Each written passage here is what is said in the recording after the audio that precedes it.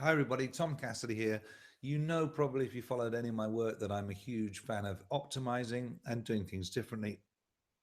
And that's why I'm talking about high intensity language learning. It's ridiculous. You can learn a language in a day from start to operationally fluent if you use the right system, because a day's got quite a few hours in it. But let's say you're going to have 10 hours of actually properly working. That's a lot of time to be talking.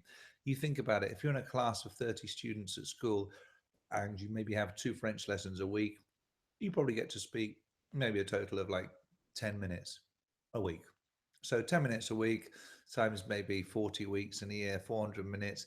You're only doing around about six, not even doing 7 hours a year of actual speaking.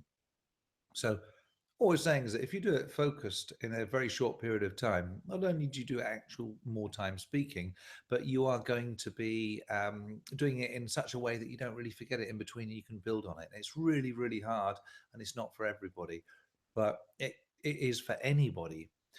Anybody could do this. I've seen Aaron go from scratch to speaking operationally fluent Dutch in a day.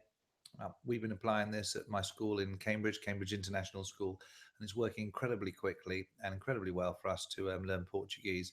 And the students are loving it too. These 16, 17 year olds are just tearing it up.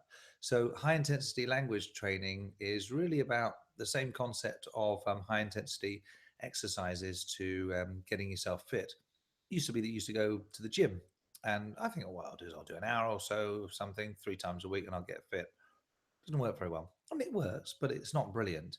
And it's much more effective if you can decide to go to the gym for maybe very short periods of time, maybe 15 minutes, 10 minutes, 3 times a week, but you go flat out as hard as you possibly can, go as fast as you possibly can doing press ups or something for 30 seconds.